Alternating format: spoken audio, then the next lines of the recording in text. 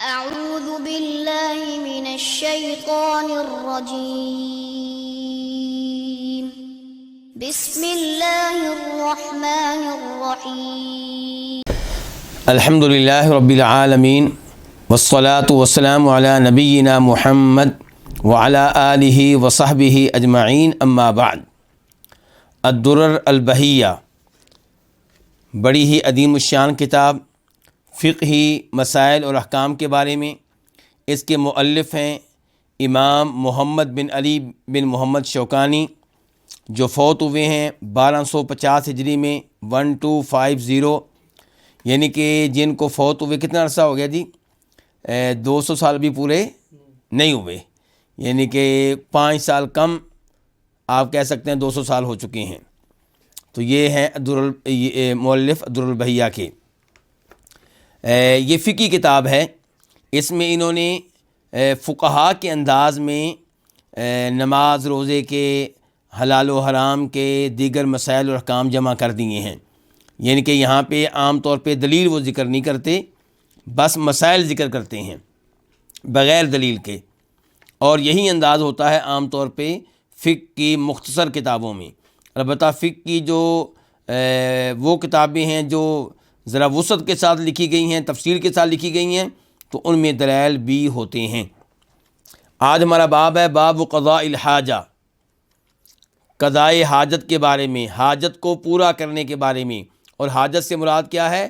پخانہ یا پیشاب، یعنی کہ پیشاب پخانہ کی حاجت کو پورا کرنے کے بارے میں یہ باب ہے کہ اس بارے میں شریعت کیا احکام دیتی ہے۔ چنانچہ امام شوکانی فرماتے ہیں علی المتخلی الاستتار حتی یدنو والبعد او دخول الکنیف۔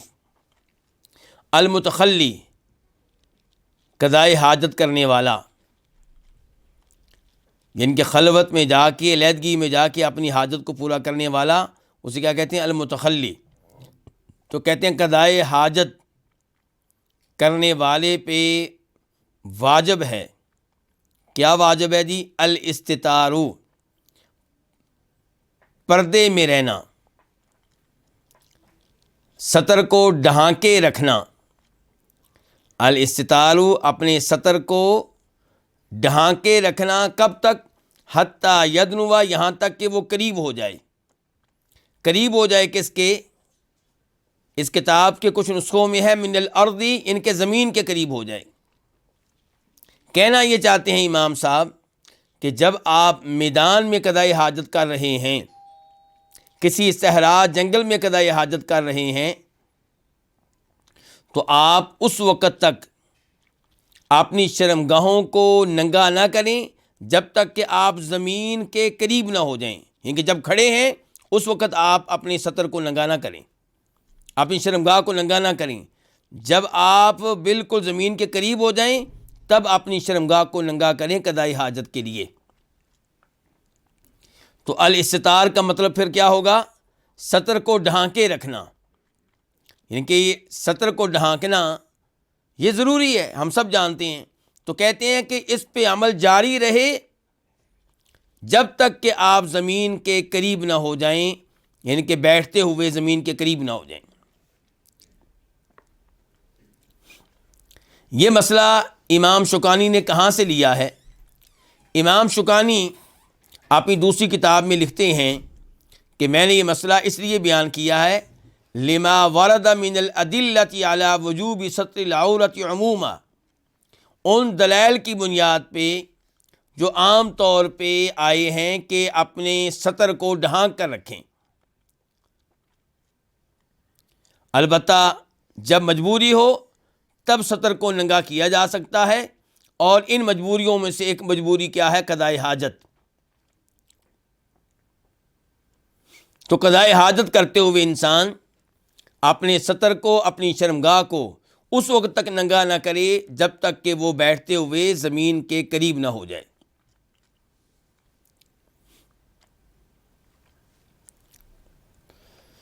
اس بارے میں احادیث نمبر 1 عبداللہ بن جعفر رضی اللہ عنہ کی حدیث ہے، اور اسے امام مسلم روایت کرتے ہیں، مسلم شریف میں اس کا نمبر ہے 342 342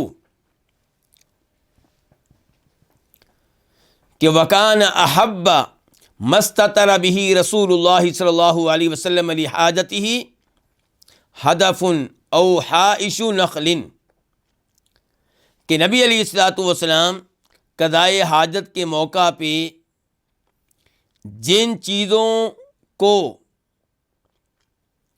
پردے کے طور پہ مناسب سمجھتے تھے وہ کیا ہوتی تھی؟ ہدف ان کو اونچی جگہ، ان کے قضائے حاجت کے لیے آپ اس جگہ بیٹھتے جہاں آپ کو پردہ مل جاتا کسی اونچی چیز کا، کسی پہاڑ کا، کسی ٹیلے کا، یا کھجور کے درختوں کا کوئی جھنڈ مل جاتا، تو آپ اس کی اوٹ میں ہو کے اس کے پردے میں رہ کے اپنی حاجت کو پورا کیا کرتے تھے۔ تو اس سے کیا پتہ چلا کہ آپ اہتمام کرتے تھے کہ آپ کے سطر پہ کسی کی نگاہ نہ پڑے۔ دوسرے نمبر پہ انس ابن مالک رضی اللہ عنہ کی حدیث ہے کہ کان النبی صلی اللہ علیہ وسلم اذا اراد الحاجہ لم يرفع ثوبہ حتی یدنو من الارض۔ یہ ترمذی شریف کی حدیث ہے، نمبر ہے اس کا 14۔ انس ابن مالک کہتے ہیں کہ نبی صلی اللہ علیہ وسلم جب قضائے حاجت کا ارادہ فرماتے تو آپ اپنے کپڑے کو اٹھاتے نہیں تھے۔ وہ کپڑا جو آپ کے سطر پہ ہوتا، شرمگاہ پہ ہوتا، آپ اپنی چادر کو اٹھاتے نہیں تھے جب تک کہ زمین کے قریب نہ ہو جاتے، یعنی کہ بیٹھتے ہوئے زمین کے قریب نہ ہو جاتے۔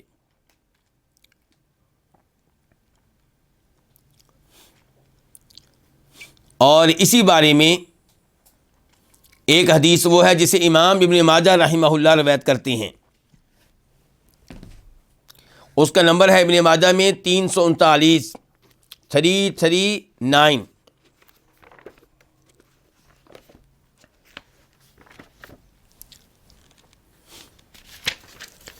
راوی اس کے ہیں یعلا بن مرہ، اور وہ روایت کرتے ہیں اپنے والد سے۔ بڑی عظیم حدیث ہے یہ، اس میں دیگر فوائد بھی ہیں۔ کہتے ہیں کہ کنت مع النبی صلی اللہ علیہ وسلم فی سفر، میں نبی علیہ الصلوۃ والسلام کے ساتھ تھا اپنے ایک سفر میں۔ فاراد ان یقضی حاجتہ، تو آپ نے اپنی حاجت کو پورا کرنا چاہا۔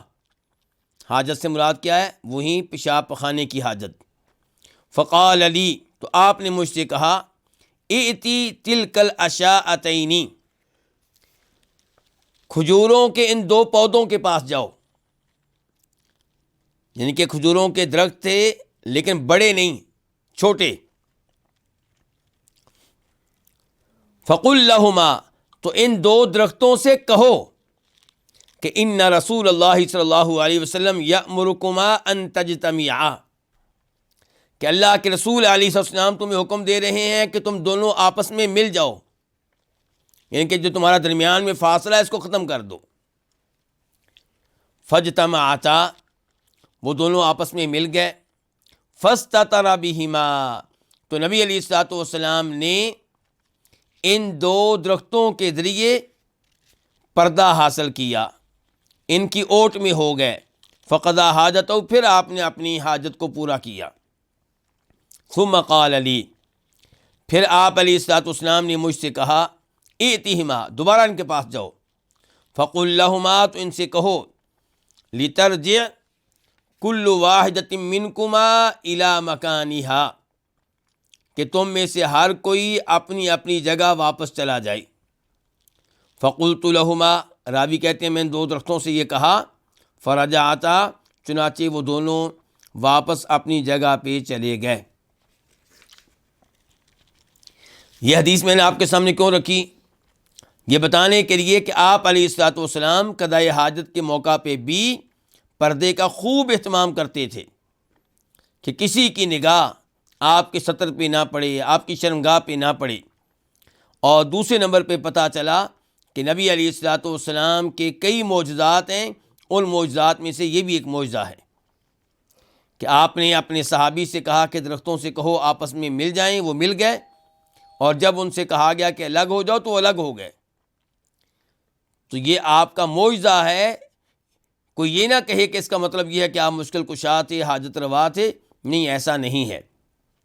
قرآن کریم کا جب آپ مکمل مطالعہ کریں گے تو پھر آپ ایسی کچی بات نہیں کریں گے، کیونکہ قرآن کریم تو یہ بتاتا ہے کہ اہل مکہ، آپ کے زمانے کے کفار، طرح طرح کے معجزات کا مطالبہ کرتے تھے، نشانیوں کا مطالبہ کرتے تھے، اور آپ آگے سے کہتے تھے قل سبحان ربی هل کنت الا بشر رسولا، کہ یہ معجزات دکھانا، یہ نشانیاں دکھانا میرے بس میں نہیں ہے، میں تو ایک بشر ہوں، میں تو ایک انسان ہوں، یعنی کہ اللہ رب العزت چاہے تو دکھا دے، میرے بس میں نہیں ہے۔ تو جہاں پہ اللہ نے کوئی نشانی دکھائی، کوئی نشانی آپ کو دی، وہ آپ نے دکھا دی، کوئی معجزہ آپ کو دیا، وہ آپ نے ظاہر کر دیا، اور جہاں پہ ایسا نہیں تھا وہاں پہ آپ کچھ نہیں کر سکے۔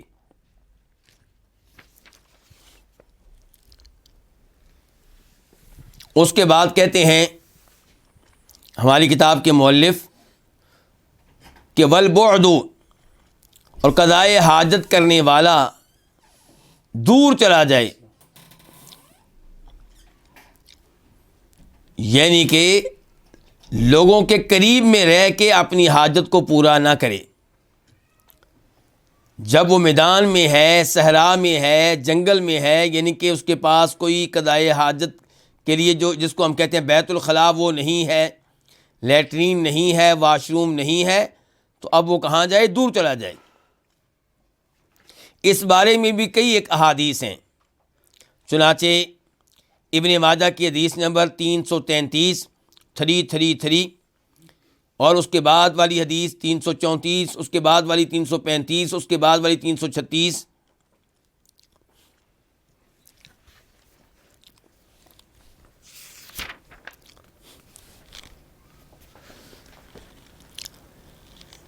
چنانچہ یہ پہلی حدیث ابن ماجہ کی، اور اسے شیخ البانی رحمہ اللہ نے صحیح قرار دیا ہے۔ راوی ہیں یعلا بن مرہ کہ ان النبی صلی اللہ علیہ وسلم کان اذا ذهب الى الغائط ابعد، جب آپ پخانے کے لیے جاتے تو ابعد دور نکل جاتے۔ پھر وہ حدیث جو اس کے بعد ہے 334 334، اس کے راوی ہیں عبد الرحمن بن ابی قراد، کہتے ہیں حججت مع النبی صلی اللہ علیہ وسلم، میں نے نبی علیہ الصلوۃ والسلام کے ساتھ مل کر حج کیا، فذهب لحاجته، تو آپ اپنی حاجت کو پورا کرنے کے لیے گئے، فابعد، تو دور نکل گئے۔ پھر حدیث نمبر 335 335، اس کے راوی ہیں جابر رضی اللہ تعالیٰ عنہ، کہتے ہیں خرجنا مع رسول اللہ صلی اللہ علیہ وسلم فی سفر، ہم نکلے نبی علیہ الصلوۃ والسلام کے ساتھ ایک سفر میں، وکان رسول اللہ صلی اللہ علیہ وسلم لا یأتی البراز حتی یتغیب فلا یرا، تو آپ جب قضائے حاجت کے لیے جاتے، پخانہ وغیرہ کے لیے جاتے، تو نکل جاتے یہاں تک کہ غائب ہو جاتے ہماری نگاہوں سے، اوجھل ہو جاتے ہماری نگاہوں سے، فلا یرا، اور پھر آپ نظر نہیں آتے تھے، پھر آپ نظر نہیں آتے تھے۔ اس کے بعد حدیث نمبر 336، اس کے راوی ہیں بلال بن حارث المزنی، وہ بھی کہتے ہیں کہ ان رسول اللہ صلی اللہ علیہ وسلم کان اذا اراد الحاجت ابعد، جب آپ اپنی حاجت کو پورا کرنا چاہتے تو دور نکل جاتے۔ تو ان تمام احادیث سے یہ معلوم ہوا کہ نبی علیہ الصلوۃ والسلام اس معاملے میں بہت زیادہ احتیاط کیا کرتے تھے۔ اور ویسے یہ حدیث بخاری شریف میں بھی آتی ہے اس معنی میں، اس کے راوی ہے مغیرہ بن شعبہ، اور بخاری شریف میں اس کا نمبر ہے 5799 5799۔ مغیرہ بن شعبہ اس میں بیان کرتے ہیں کہ وہ نبی علیہ الصلوۃ والسلام کے ساتھ ایک سفر میں تھے، تو آپ قضائے حاجت کے لیے نکلے اور رات کا وقت تھا، اس کے باوجود فمشا، آپ چلتے رہے حتیٰ توارى عنی، یہاں تک کہ ہم سے چھپ گئے، فی سواد اللیل، جب کہ رات کی تاریکی تھی، رات کا اندھیرا ہونے کے باوجود آپ لوگوں سے الگ ہو کے دور نکل گئے ہیں اور پھر آپ نے اپنی حاجت کو پورا کیا ہے۔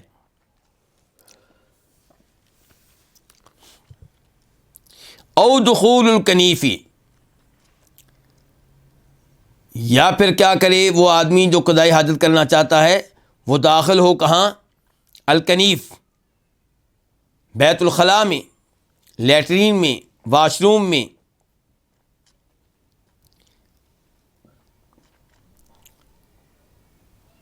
تو اس بارے میں بھی نبی علیہ الصلوۃ والسلام کی حدیث ہے، عبداللہ بن عمر رضی اللہ عنہما اس کے راوی ہیں۔ عبداللہ بن عمر کہتے ہیں ارتقیت فوق ظہری بیت حفصہ، کہ میں ایک بار اپنی بہن ام المومنین حفصہ رضی اللہ عنہ کے گھر کی چھت پہ چڑھا،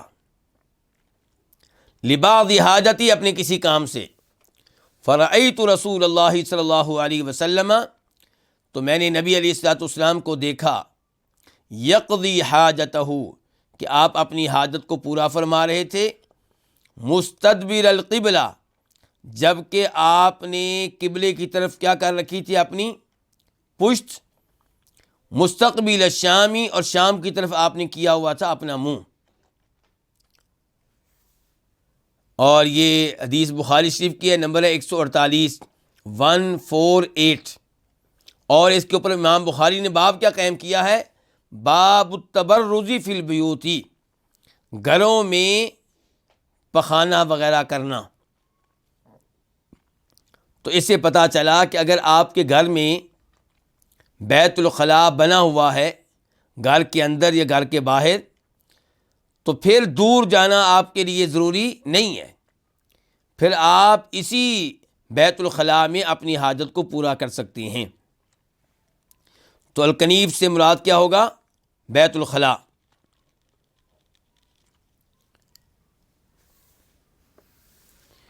اس کے بعد کہتے ہیں امام شوکانی رحمہ اللہ، وترک الکلامی، قضاء حاجت کے لیے جانے والے انسان پہ یہ بھی واجب ہے کہ ترک الکلام، گفتگو کرنے سے دور رہے، گفتگو سے اجتناب کرے، گفتگو نہ کرے۔ یہ مسئلہ کہاں سے لیا ہے امام شوکانی رحمہ اللہ نے؟ تو اس بارے میں پہلے نمبر پہ حدیث ہے ابو داؤد شریف کی، نمبر ہے اس کا 15، راوی ہیں ابو سعید خدری رضی اللہ تعالی عنہ، کہ نبی علیہ الصلوۃ والسلام نے ارشاد فرمایا، لا یخرج الرجلان یضربان الغائط کاشفین عن عورتہما یتحدثان فإن اللہ یمقت علی ذلک، کہ یہ کام نہیں ہونا چاہیے کہ دو آدمی پخانے کے لیے جائیں اور اپنے سطر کو ننگا کر لیں اور آپس میں گفتگو کرتے رہیں، کیونکہ اللہ تعالیٰ اس پہ ناراض ہوتا ہے۔ یعنی کہ دو آدمی ہیں، قضاء حاجت کے لیے گئے ہیں اور ایک دوسرے کے سطر کو دیکھ رہے ہیں، ایک دوسرے کے سامنے اپنے سطر کو ننگا کر رکھا ہے اور آپس میں گفتگو کر رہے ہیں۔ اس حدیث کو شیخ البانی رحمہ اللہ نے ضعیف قرار دیا ہے، لیکن اپنی مشہور و معروف کتاب سلسلۃ الاحادیث الصحیحہ میں حدیث نمبر 3120، 3120، وہاں پہ اس کے دیگر طرق وغیرہ کی وجہ سے انہوں نے صحیح قرار دیا ہے، قابل قبول قرار دیا ہے۔ اور اس کی تائید ایک اور حدیث سے ہو سکتی ہے۔ یہ حدیث وہ ہے جسے روایت کرنے والے ہیں عبداللہ بن عمر رضی اللہ تعالی عنہما، ان رجلا مر ورسول اللہ صلی اللہ علیہ وسلم یبول، کہ ایک آدمی گزرا جب کہ نبی علیہ الصلوۃ والسلام پیشاب کر رہے تھے، فسلم، تو اس آدمی نے آپ کو سلام کہا، فلم یرد علیہ، آپ نے اسے سلام کا جواب نہیں دیا۔ مسلم شریف حدیث نمبر 370، 370۔ تو یہاں پہ آپ نے سلام کا جواب نہیں دیا۔ تو اس لیے احتیاط اسی میں ہے کہ انسان قضائے حاجت کرتے ہوئے گفتگو وغیرہ سے اجتناب کرے، اور جہاں تک تعلق ہے اللہ کے ذکر کا تو یہ بالکل نہیں کرنا چاہیے، اور جہاں تک تعلق ہے دل میں سوچنا، کس کے بارے میں؟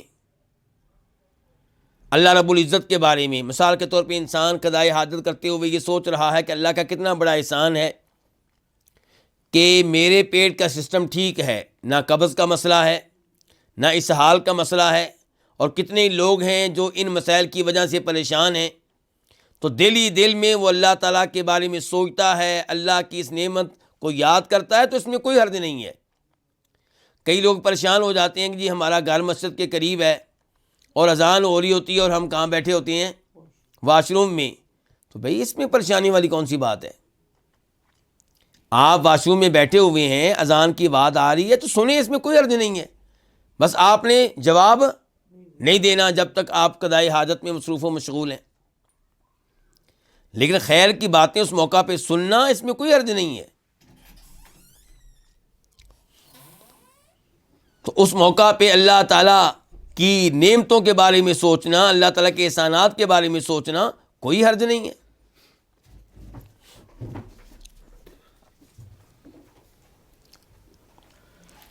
اس کے بعد کہتے ہیں امام شوکانی رحمہ اللہ، والملابسۃ لما لہ حرمہ،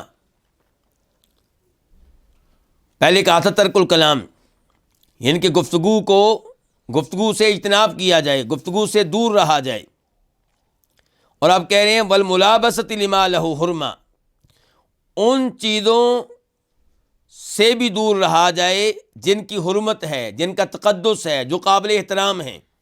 الملابسہ کا معنی کیا ہوتا ہے؟ خلط ملط ہونا، جڑ جانا، متصل ہونا، یعنی کہ وترک الملابسہ، مراد یہ ہے کہ وہ چیزیں جو آپ نے پہنی ہوئی ہیں اور ہیں وہ مقدس، ہیں وہ قابل احترام، تو ان کو کیا کریں؟ قضائے حاجت سے پہلے اتار دیں، ان کو نہ پہنیں اس موقع پہ۔ دلیل کیا ہے؟ دلیل ابن ماجہ کی حدیث ہے 303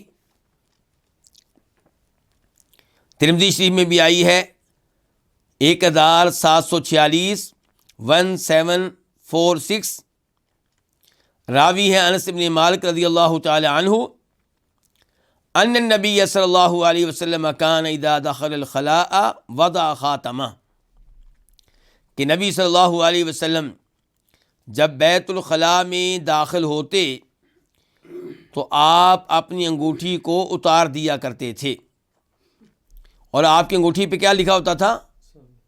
محمد الرسول اللہ، محمد اللہ کے رسول ہیں صلی اللہ علیہ وسلم۔ لیکن مسئلہ یہ ہے کہ یہ روایت ضعیف ہے، دیگر ائمہ کے ساتھ ساتھ شیخ البانی رحمہ اللہ نے بھی اس کو ضعیف قرار دیا ہے، بلکہ علماء کرام اس کو منکر قرار دیتے ہیں، کہتے ہیں کہ انس بن مالک کی یہ حدیث دراصل آپ کے انگوٹھی پہننے وغیرہ کے معاملات کے بارے میں ہے، اس میں اس بات کا تذکرہ کہ انگوٹھی آپ اتار دیا کرتے تھے جب قضائے حاجت کرتے تھے، تو یہ ثابت نہیں ہے۔ لیکن اس میں کوئی شک و شبہ نہیں ہے کہ اللہ کے شاعر کا احترام کرنا چاہیے۔ مثال کے طور پہ آپ نے انگوٹھی پہنی ہوئی ہے اور اس کے اوپر بسم اللہ لکھی ہے یا محمد الرسول اللہ لکھا ہے، تو آپ ایسی انگوٹھی کو اتاریں۔ البتہ اگر آپ کو خوف ہے کہ یہ ضائع ہو جائے گی، کوئی چوری کر لے گا، تو آپ اسے اپنی جیب میں ڈال لیں، لیکن اپنے ہاتھ کی انگلیوں میں ایسی انگوٹھی کو نہ رہنے دیں۔ اور ایسے ہی اگر آپ کی جیب میں قرآن کریم ہے، مصحف ہے، تو بہتر ہوگا کہ آپ اسے جیب سے نکال کر، کیونکہ پورا قرآن ہے یہ، تو اس کو آپ جیب سے نکال کر کہیں محفوظ جگہ پہ رکھ دیں۔ البتہ علماء کرام کا یہ فتویٰ ہے کہ اگر کسی کو خطرہ ہے کہ میرا مصحف چوری ہو جائے گا، میرا مصحف جو ہے وہ مجھے بعد میں نہیں ملے گا، اور مجھے شدید نقصان ہوگا، تو مجبوری کے عالم میں پھر وہ اپنی جیب میں محفوظ کر لے، لیکن ہاتھ میں پکڑا ہوا ہو یا ہاتھ میں کوئی ایسی چیز ہو یا بازو میں کوئی ایسی چیز ہو تو یہ بالکل غیر مناسب ہے۔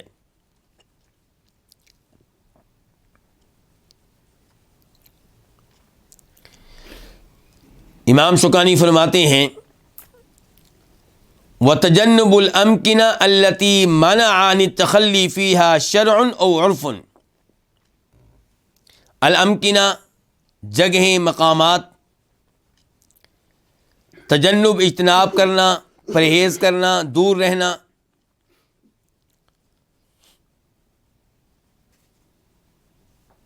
اس گفتگو کا تعلق بھی آج کے باب کے شروع کے الفاظ کے ساتھ ہے۔ کیا علی المتخلی، یعنی کہ اس شخص پہ واجب ہے جو قضاء حاجت کے لیے جا رہا ہے کہ وہ ان مقامات سے اجتناب کرے جن میں قضاء حاجت کرنے سے شریعت نے منع کیا ہے، او عرفن، یا جس سے عرف منع کرتا ہے۔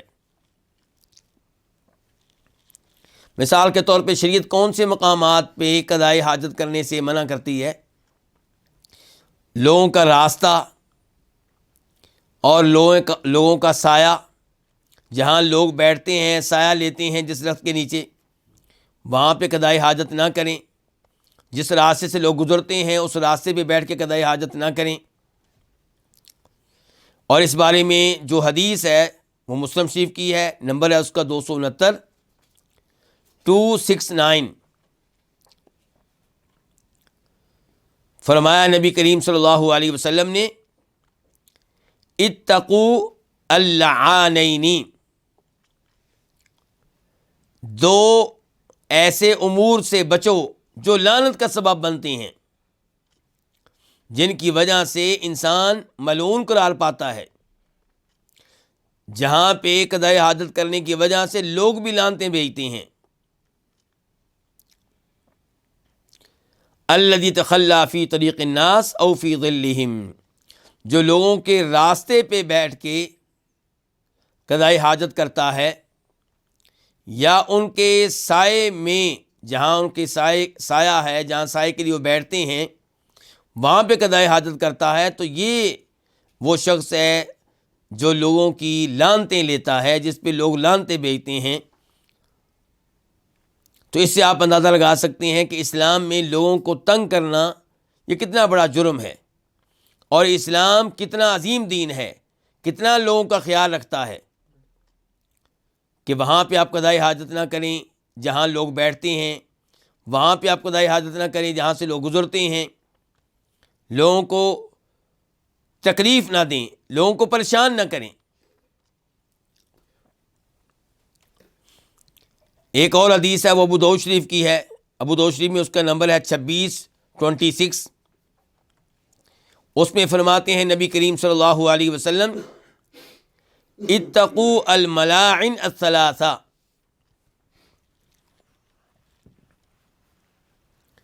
البراز فی الموارد،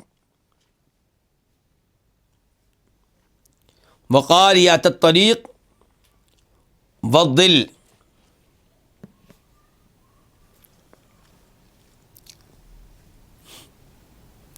یعنی کہ ان تین مقامات سے آپ دور رہیں جن تین مقامات میں آپ قضاء حاجت کریں گے تو لعنتیں ملیں گی۔ نمبر 1، وہاں پہ قضاء حاجت کرنا، پخانہ وغیرہ کرنا جہاں لوگوں کا پانی ہوتا ہے، جہاں پانی پینے کے لیے، پانی لینے کے لیے لوگ آتے ہیں۔ اور دوسرے نمبر پہ فرمایا لوگوں کے عام راستے میں، اور تیسرے نمبر پہ فرمایا سائے میں۔ تو ان مقامات پہ بھی آپ نے قضاء حاجت کرنے سے منع کیا ہے۔ یہاں پہ آپ نوٹ کریں گے کہ امام شوکانی نے یہ کہا ہے کہ آپ ان مقامات پہ قضاء حاجت نہ کریں جہاں قضاء حاجت سے شریعت نے منع کیا ہے یا آپ کا عرف منع کرتا ہے۔ عرف کسے کہتے ہیں؟ آپ کا معاشرہ۔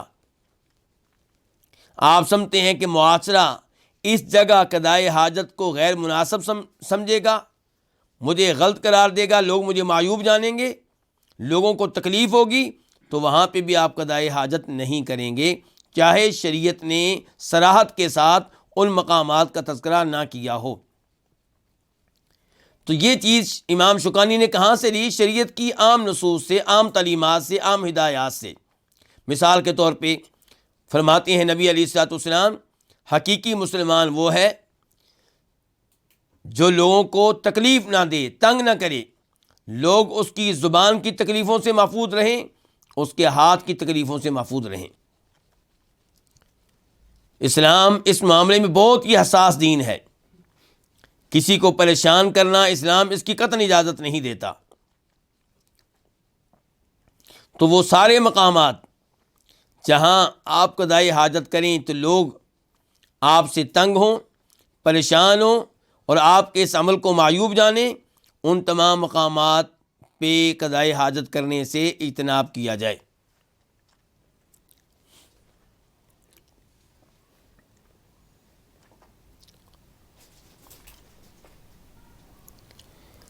امام شوکانی فرماتے ہیں وعدم الاستقبال والاستدبار للقبلہ، قضائے حاجت کرنے والے پہ یہ بھی واجب ہے کہ قبلے کی طرف نہ منہ کرے اور نہ قبلے کی طرف پشت کرے۔ الاستقبال منہ کرنا، الاستدبار پشت کرنا، للقبلہ قبلہ کی طرف، قبلہ کی جانب، تو یہ بھی ممنوع ہے۔ اس کے دلائل کیا ہیں؟ مشہور و معروف حدیث ہے جس کے راوی ہیں ابو ایوب انصاری رضی اللہ تعالی عنہ، کہتے ہیں کہ نبی علیہ الصلوۃ والسلام نے ارشاد فرمایا اذا اتیتم الغائط، جب تم قضائے حاجت کے لیے آؤ، پخانہ وغیرہ کے لیے آؤ، فلا تستقبلوا القبلة ولا تستدبروها، تو نہ قبلہ کی طرف منہ کرو اور نہ قبلہ کی طرف پشت کرو۔ یہ بخاری شریف کی حدیث ہے اور اس کا نمبر ہے 394 394۔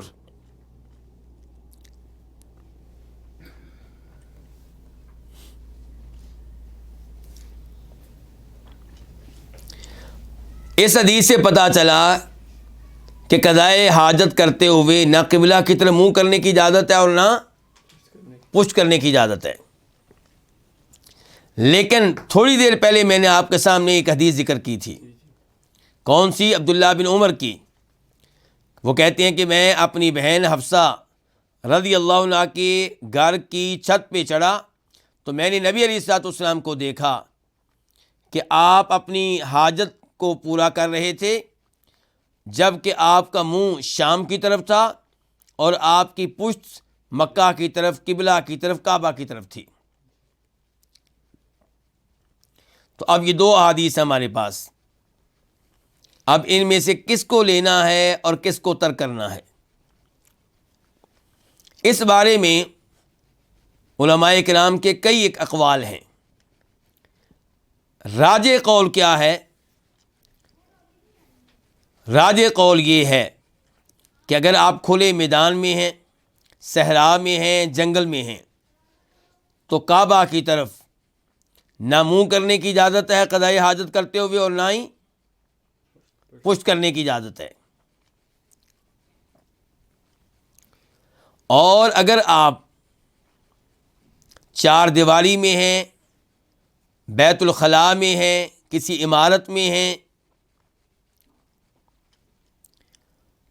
تو پھر آپ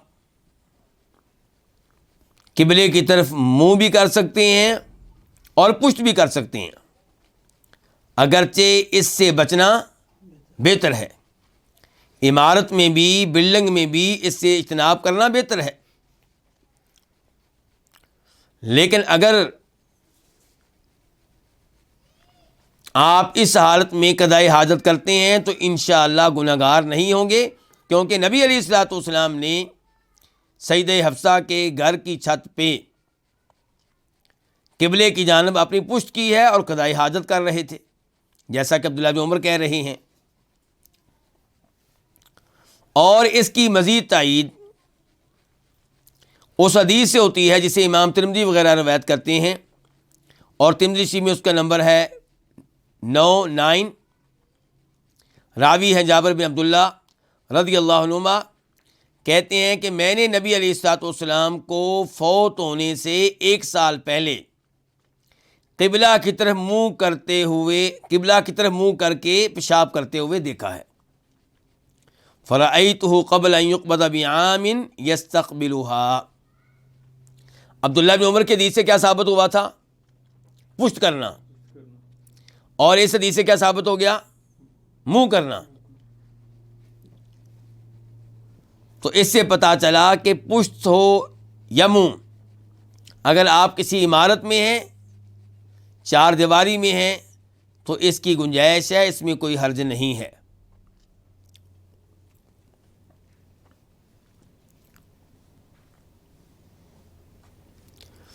یہاں سے میں ایک اور مسئلے کی طرف آپ کی توجہ مبذول کرنا چاہوں گا. نبی علیہ الصلوۃ والسلام نے قبلے کے آداب بتا دیے. کیا بتایا؟ کہ قضائے حاجت کے موقع پہ آپ نہ ادھر منہ کریں اور نہ پشت کریں.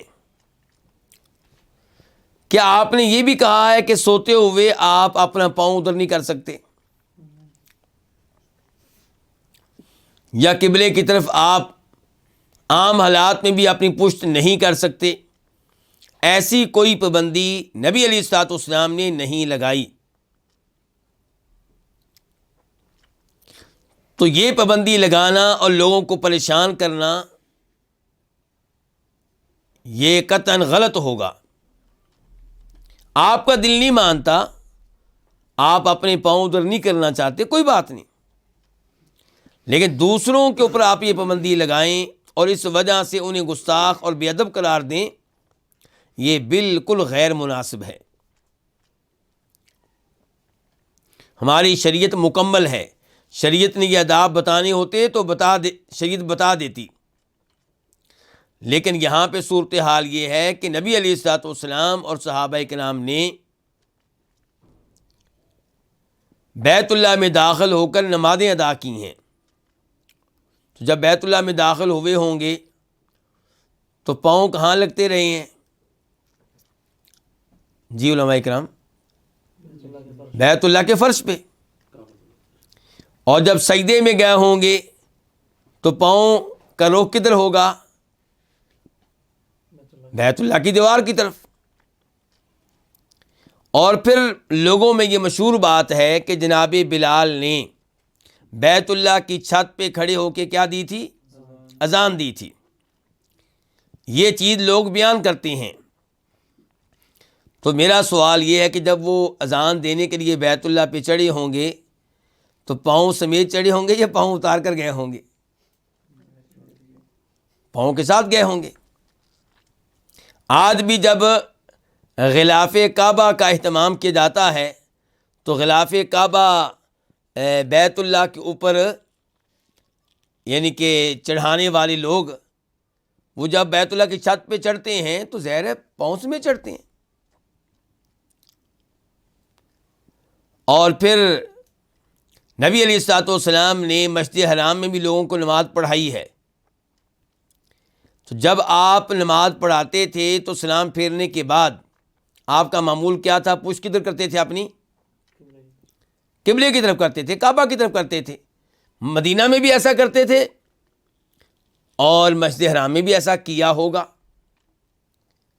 مسجد حرام کی ہمارے پاس کوئی الگ سے دلیل نہیں ہے، چلے مسجد نبوی کی تو ہے، اور بعد میں آنے والے ائمہ کرام بھی یہی کرتے رہے، آج بھی سارے امام یہی کرتے ہیں. تو اس لیے خام خواہ کی پابندی ہے جو اپنی طرف سے لگائی جاتی ہے.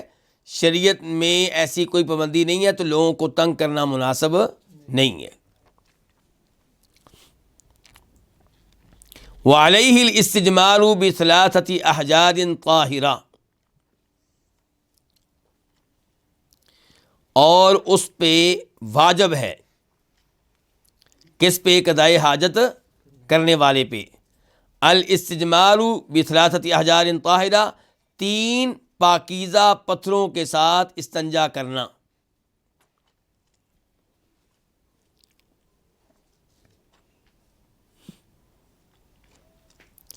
اس بارے میں مشہور و معروف حدیث ہے جس کے راوی کون ہے؟ سلمان فارسی۔ اس بارے میں مشہور و معروف حدیث ہے جس کے راوی ہیں سلمان رضی اللہ عنہ، اور اس کا ابو داؤد شریف میں نمبر ہے 7 اور ترمذی میں اس کا نمبر ہے 16، یعنی کہ ابو داؤد میں 7 اور ترمذی میں 16۔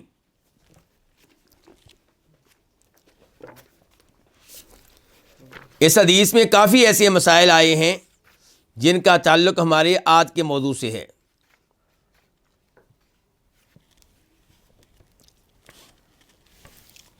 چنانچہ سلمان فارسی کہتے ہیں کہ ان سے کہا گیا لقد علمکم نبیکم کل شیء حتی الخراء، تمہارا نبی تمہیں ایک ایک چیز بتاتا ہے، حتیٰ کہ قضائے حاجت کے بارے میں بھی بتاتا ہے، قضائے حاجت کیسے کرنی ہے، یعنی کہ یہ بھی کوئی بتانے والی چیز ہے۔ سلمان فارسی کو یہ بات اسلام کی خوبیاں بیان کرتے ہوئے کہی گئی یا بےزتی کے انداز میں کہی گئی؟ بےزتی کے انداز میں، طعنہ دینے کے انداز میں کہ عجیب تمہارا نبی ہے۔ قال اجل، لیکن وہ تھے سلمان فارسی جو کسی جدید یونیورسٹی میں پڑھے ہوئے نہیں تھے۔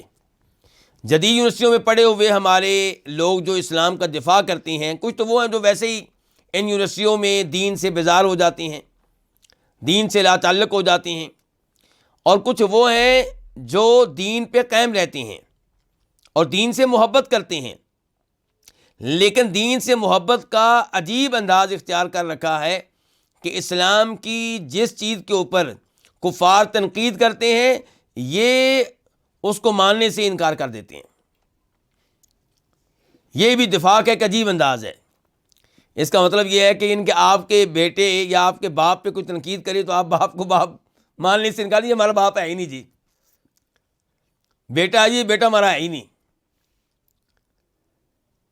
مثال کے طور پہ اگر کفار کہتے ہیں کہ تمہارے اسلام میں عورت کو مردوں سے پیچھے رکھا گیا، آدھی وراثت دی گئی ہے، وراثت میں اس کا حصہ مرد کے مقابلے میں آدھا ہے، تو اس کا ویسے انکار کر دو، کہو نہیں جی ایسا بالکل نہیں ہے، یہ ایسے مولوی لگے ہوتے ہیں۔ اگر یہ کہا جائے تمہارے دین میں عورت کی گواہی مرد کے مقابلے میں آدھی ہے، اس کا بھی انکار کر دو۔ تو یہ عجیب و غریب طریقہ ہے اسلام کے دفاع کا۔ سلمان فارسی کافروں سے مرعوب نہیں ہوئے، انہوں نے یہ نہیں کہا نہیں وہ تو ویسے ہی کہہ دیتے ہیں، وہ اسلام سے کوئی تعلق نہیں ہے اس کا، بلکہ انہوں نے کیا کہا؟ اجل، ہاں بالکل بالکل، لقد نہانا صلی اللہ علیہ وسلم ان نستقبل القبلۃ بغائط او بول، آپ نے ہمیں پیشاب پخانہ کرتے ہوئے قبلہ کی طرف منہ کرنے سے منع کیا ہے۔ یہ پہلا ادب جو آپ نے بتایا ہمیں قضائی حاجت کا۔ وَأَلَّا نَسْتَنْجِيَ بِالْيَمِينِ، اور آپ نے دائیں ہاتھ سے استنجا کرنے سے منع کیا ہے۔ وَأَلَّا يَسْتَنْجِيَ أَحَدُنَا بِأَقَلَّ مِنْ ثَلَاثَةِ أَحْجَارٍ، اور آپ نے ہمیں یہ تعلیمات بھی دی ہیں کہ ہم میں سے کوئی بھی 3 پتھروں سے کم پتھروں کے ساتھ استنجا نہ کرے، کم از کم 3 پتھر استعمال کرے۔ او یستنجی برجیع او عظم، اور آپ نے ہڈی کے ساتھ یا گوبر کے ساتھ بھی استنجا کرنے سے ہمیں منع کیا ہے۔ اس کے ساتھ ہی ایک اور حدیث ہے ابو داؤد شریف کی حدیث نمبر 8، اس کے راوی ہیں ابو ہریرہ رضی اللہ تعالیٰ عنہ۔ اس میں فرماتے ہیں نبی علیہ الصلوۃ والسلام، انما انا لکم بمنزلۃ الوالد، اے لوگو میں تمہارے لیے والد کے مقام و مرتبہ پہ ہوں۔ اچھا، قرآن نے کیا کہا؟ ما کان محمد ابا احد من رجالکم، کہ محمد صلی اللہ علیہ وسلم تو مردوں میں سے کسی کے باپ نہیں ہے، اور یہاں پہ آپ کہہ رہے ہیں میں تمہارے لیے والد کے مقام و مرتبہ پہ ہوں، تو کیا دونوں میں ٹکراؤ ہے قرآن و حدیث میں؟ نہیں، وہاں پہ کہا گیا کہ آپ باپ نہیں ہیں، واقعی آپ کسی مرد کے باپ نہیں ہیں۔ ہاں آپ باپ تھے سیدہ فاطمہ کے، لیکن وہ مرد نہیں تھیں، وہ کیا تھیں؟ خاتون تھیں۔ رقیہ کے آپ باپ تھے، ام کلثوم کے آپ باپ تھے، زینب کے آپ باپ تھے رضی اللہ تعالی عنہن، یہ آپ کی عظیم بیٹیاں ہیں، ان کے آپ والد تھے، لیکن کسی مرد کے آپ باپ نہیں تھے، بیٹے آپ کے تھے جو چھوٹی عمر میں فوت ہو گئے۔ تو یہاں پہ آپ نے یہ نہیں کہا کہ میں تمہارا والد ہوں، فرمایا تمہارے والد کے مقام پہ ہوں، تمہارے والد کی جگہ پہ ہوں۔ اعلمکم، میں تمہیں تعلیم دیتا ہوں، میں تمہارا معلم ہوں، میں تمہارا ٹیچر ہوں، یعنی کہ تعلیم دینے کے لحاظ سے میں تمہارے لیے والد ہوں۔ اور اس سے یہ بھی پتہ چلا کہ والد کا کام کیا، اپنی اولاد کو کیا دے؟ تعلیم دے۔ تعلیم کس چیز کی؟ یہ دیکھیں، فَإِذَا أَتَى أَحَدُكُمُ الْغَائِطَ، جب تم میں سے کوئی آئے کہاں؟ واش روم میں، بیت الخلاء میں، قضائے حاجت کی جگہ پہ آئے، فَلَا يَسْتَقْبِلِ الْقِبْلَةَ وَلَا يَسْتَدْبِرْهَا، تو نہ قبلہ کی طرف منہ کرے اور نہ پشت کرے، وَلَا يَسْتَطِبْ بِيَمِينِهِ، اور اپنے دائیں ہاتھ سے استنجا نہ کرے، وَكَانَ يَأْمُرُ بِثَلَاثَةِ أَحْجَارٍ، اور آپ حکم دیتے تھے کم از کم 3 پتھر استعمال کرنے کا، وَيَنْهَى عَنِ الرَّوْثِ وَالرِّمَّةِ، اور آپ گوبر وغیرہ سے روکتے تھے، منع کرتے تھے۔ تو یہ ہیں یعنی کہ وہ آداب جو ہمیں سکھائے گئے ہیں اس معاملے میں۔ اور یہاں پہ چونکہ ابھی میں نے ابو داؤد شریف کھولی ہوئی ہے تو مجھے ایک اور حدیث نظر آ رہی ہے جس کا ہمارے قبلہ والے موضوع سے تعلق ہے۔ یہ حدیث نمبر 11 ہے۔ اس میں یہ ہے کہ راوی کہتے ہیں مروان الاصفر کہ میں نے ایک صحابی کو دیکھا کہ انہوں نے اپنی اونٹنی کو بٹھایا ہوا ہے اور قبلہ کی طرف منہ کر کے اپنی حاجت کو پورا کر رہے ہیں۔ منہ کدھر کیا ہوا ہے؟ قبلے کی طرف۔ تو میں نے کہا اے ابو عبد الرحمن، ابو عبد الرحمن کون ہے؟ عبداللہ بن عمر۔ میں نے کہا الیس قد نہی عن ھذا، کیا اس سے منع نہیں کیا گیا؟ قال بلا، بالکل منع کیا گیا ہے۔ انما نہی عن ذلک فی الفضاء، اس سے منع کیا گیا کہاں؟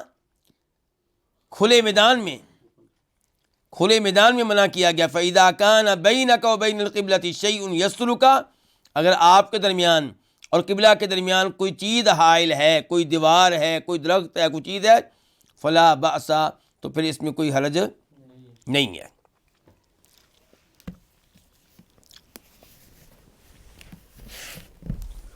تو یہ تھا کہ کم از کم 3 پتھروں، اور کیا کہا ہے امام شوکانی نے؟ طاہرہ، کیا ہوں؟ پاک ہوں، کیونکہ اگر پلید ہوں گے تو پلید شے سے طہارت کیسے آپ حاصل کریں گے؟ تو پاکیزہ ہونے چاہیے پتھر۔ او ما یقوم مقامہا، یا کوئی بھی ایسی چیز ہو جو ان 3 پتھروں کے قائم مقام ہو۔ اس کی کیا مثال ہو سکتی ہے جی؟ آج کے زمانے میں ٹیشو ہیں، تو ٹیشوز استعمال کیے جا سکتے ہیں اپنی اس گندگی کو صاف کرنے کے لیے، لیکن جیسا کہ حدیث میں آپ نے سنا، اس کے لیے آپ ہڈی استعمال نہیں کر سکتے۔ کیوں نہیں استعمال کر سکتے ہڈی؟ کیونکہ ہڈیاں جو ہیں یہ جنوں کی خوراک ہیں، ان کے اوپر گوشت چڑھ جاتا ہے تو جن جو ہیں یہ گوشت کھاتے ہیں۔ اچھا، گوبر وغیرہ کیوں نہیں استعمال کر سکتے؟ وہ جانور جن کا گوشت کھایا جاتا ہے صحیح قول کے مطابق ان کا گوبر پاک ہے، لیکن ہم استعمال نہیں کر سکتے۔ کیوں؟ کیونکہ وہ جنوں کے، جانوروں کی خوراک ہے، اور وہ جانور جن کا گوشت کھانا جائز نہیں ہے تو ان کا پیشاب اور پخانہ یہ چیزیں ویسے کیا ہوتی ہیں؟ ناپاک ہوتی ہیں، پلید ہوتی ہیں۔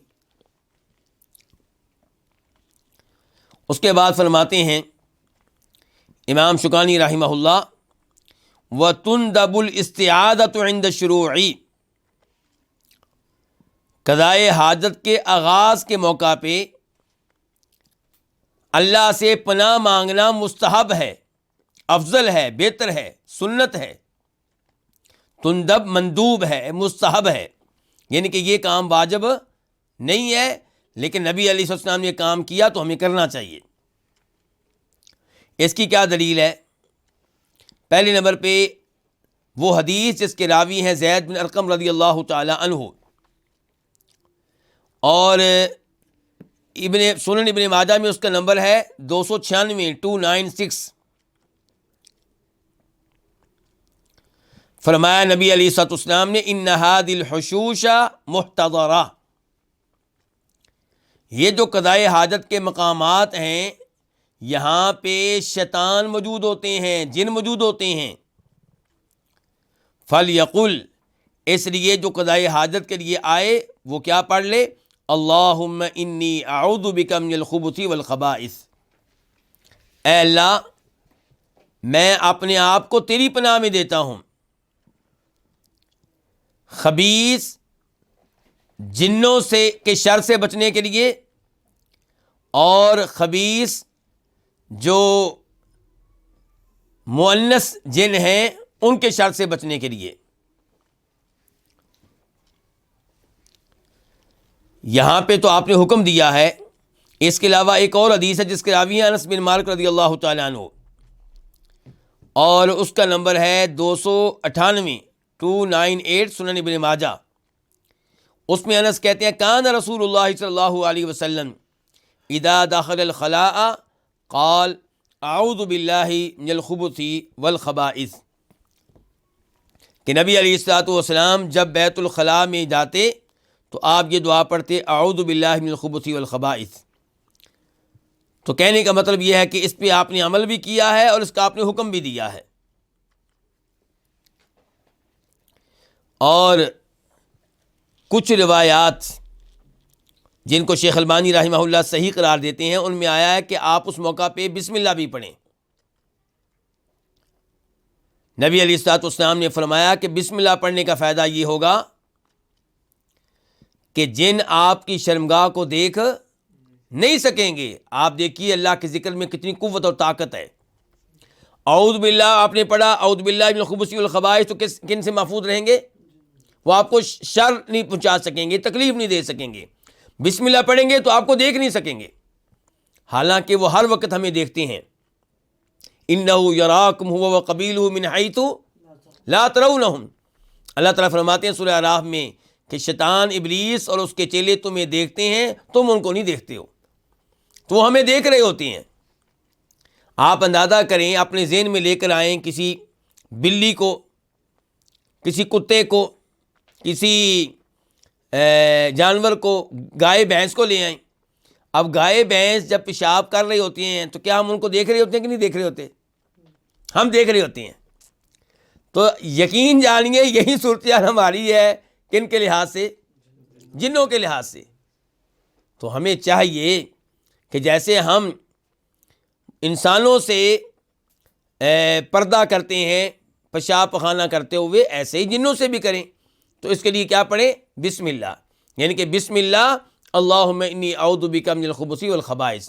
اور یہ دعا 3 سال کے بچے کو بھی یاد کروا دیں. جس کو آپ نے ABC یاد کروا دی ہے، 1 2 3 یاد کروا دی ہے، اس کو یہ دعا بھی یاد کروائیں تاکہ وہ بھی جنوں کے شر سے محفوظ رہے. والحمد بعد الفراغی، اور فارغ ہونے کے بعد اللہ کی حمد و ثنا کرنا بھی مستحب ہے، افضل ہے، بہتر ہے. اس بارے میں حدیث ہے جس کے راوی ہے انس رضی اللہ تعالی عنہ، اور امام ابن ماجہ نے اس کو روایت کیا ہے. نمبر ہے 301 301 کہ نبی علیہ الصلوۃ والسلام جب قضائے حاجت کر لیتے، جب بیت الخلاء سے نکلتے تو آپ یہ دعا پڑھتے تھے الحمدللہ الذی اذهب عنی الاذی وعافانی. تمام تعریفیں اس اللہ تعالیٰ کے لیے جو مجھ سے اس گندگی، اس تکلیف کو لے گیا اور جس نے مجھے عافیت دی، صحت دی. لیکن یہ دعا صحیح سند کے ساتھ ثابت نہیں ہے. جس روایت میں اس کا تذکرہ آیا ہے وہ ضعیف ہے. البتہ صحیح حدیث وہ ہے جسے سیدہ عائشہ روایت کرتی ہیں، اور جس کا ترمذی شریف میں نمبر ہے 7 کہ نبی علیہ الصلوۃ والسلام جب بیت الخلاء سے نکلتے تو کیا پڑھتے تھے؟ غفرانک، اے اللہ میں تجھ سے بخشش کا سوال کرتا ہوں، مغفرت کا سوال کرتا ہوں. علماء کرام لکھتے ہیں حکمت یہ ہے کہ قضائے حاجت کے دوران انسان اللہ کے ذکر سے غافل رہا، اللہ کا ذکر نہ کر سکا، تو اس لیے باہر نکل کے اللہ سے معافی مانگنی چاہیے اور بخشش کا سوال کرنا چاہیے. اور اس میں پھر یہ پیغام ہے میرے اور آپ کے لیے کہ ہمارا ہر وقت کہاں صرف ہونا چاہیے؟ اللہ کے ذکر میں، اللہ کی یاد میں، اللہ کے کلام کی تلاوت میں، نماز روزے میں، دین کے بارے میں گفتگو کرنے میں، اللہ کی نعمتوں کا تذکرہ کرنے میں، اللہ کے ناموں کا تذکرہ کرنے میں، اللہ کی صفات کا تذکرہ کرنے میں۔ یہ مسائل امام شوکانی نے ذکر کیے ہیں۔ چند مسائل ان سے رہ گئے، ان کی طرف بس اشارہ کرنا چاہوں گا۔ نمبر 1 کہ قضائے حاجت کرنے والے کو چاہیے کہ اپنے آپ کو، اپنے لباس کو، اپنے جسم کو پیشاب کے قطروں سے بچائے۔ قبر میں عام طور پہ جو عذاب ہوتا ہے وہ کس گناہ کی وجہ سے ہوتا ہے؟ پیشاب کے گناہ کی وجہ سے، کہ پیشاب سے اپنے جسم کو نہ بچانا، پیشاب کے معاملے میں عدم احتیاط، پیشاب کے قطرے جسم پہ گر رہے ہیں، کپڑوں پہ گر رہے ہیں، کوئی احتیاط نہیں کی جا رہی، تو یہ جرم ہے، اس کی وجہ سے قبر میں عذاب ہوتا ہے۔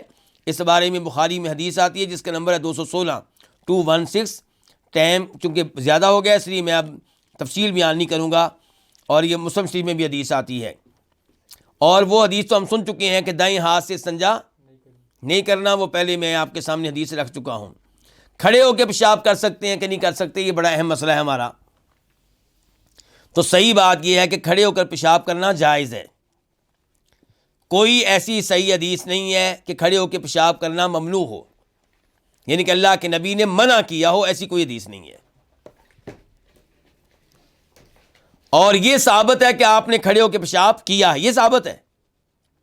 بخاری شریف کی حدیث ہے نمبر 225 حذیفہ کہتے ہیں کہ میں نبی علیہ الصلوۃ والسلام کے ساتھ تھا تو آپ نے کھڑے ہو کے پیشاب کیا۔ میں تفصیل کے ساتھ حدیث بیان نہیں کر رہا، اس کا مفہوم بیان کر رہا ہوں۔ اور وہ جتنی بھی روایات ہیں جن میں آتا ہے کہ کھڑے ہو کے پیشاب کرنا ممنوع ہے، سب کی سب ضعیف ہیں، کوئی بھی ان میں سے ثابت نہیں ہے۔